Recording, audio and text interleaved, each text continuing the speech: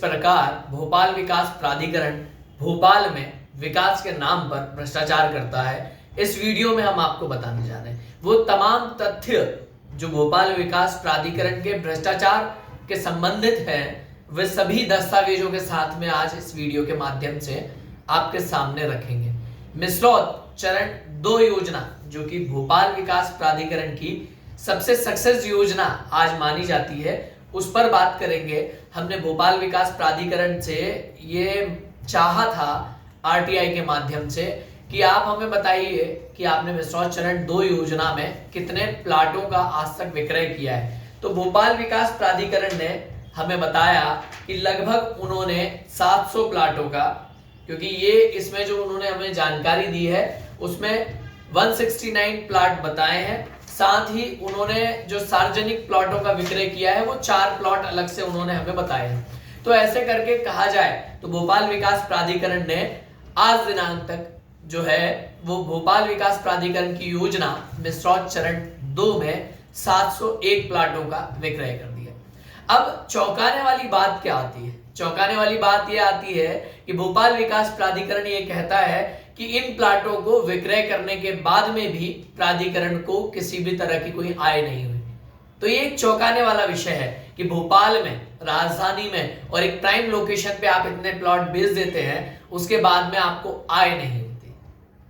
तो भोपाल विकास प्राधिकरण में जो भ्रष्टाचार है वो किस स्तर का है, आप इन दस्तावेजों से समझ सकते हैं। कि हमने उनसे ये पूछा कि आपने मिसरौत चरण 2 को प्लॉटिंग बुकिंग के संबंध में जितने भी फॉर्म विक्रय किए हैं, क्योंकि इन्होंने 500 रुपए का एक फॉर्म विक्रय किया था, तो हमने पूछा कितने फॉर्म विक्रय किए हैं, तो इन्होंने हमें बताया कि इन्होंने 515 फॉर्म विक्रय किए। जब उनका मूल्य हमने निकाला तो लगभग 2.5 लाख रुपए से ऊपर सिर्फ फॉर्म विक्रय करने पर जो है भोपाल विकास प्राधिकरण ने कमा लिए।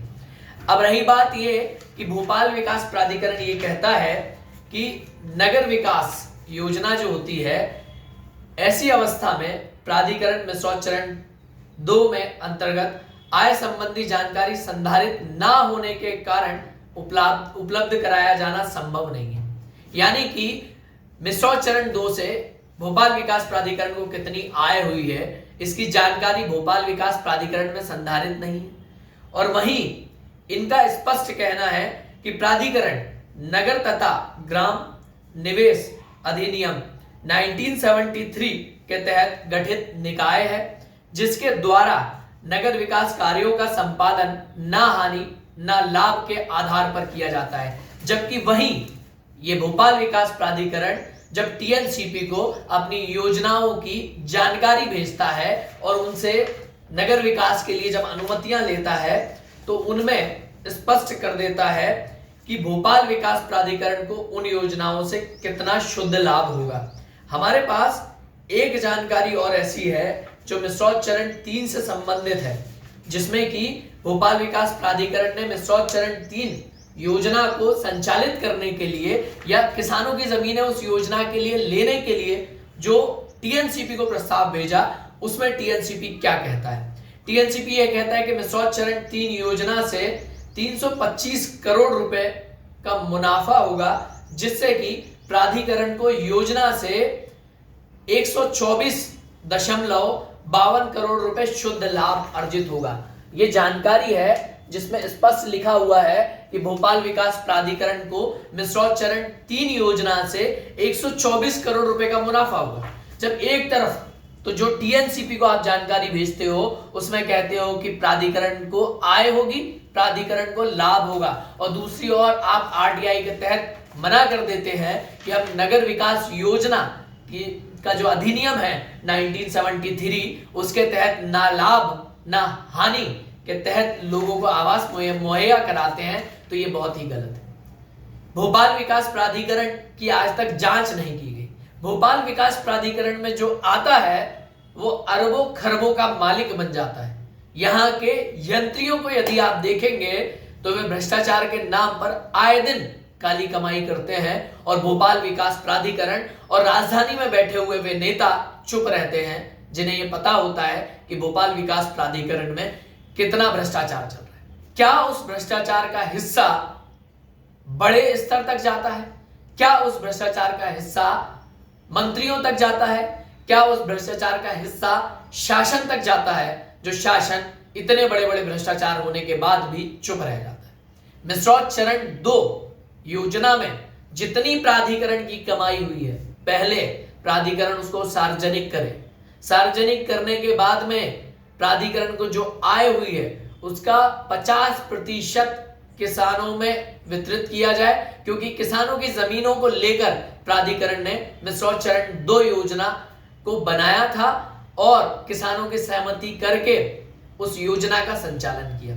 जब उस योजना से आपने करोड़ों कमाया और आज आप कहते हैं कि आपने उस योजना से 1 रुपए नहीं कमाया, तो कहीं ना कहीं ये धांधली नजर आती है।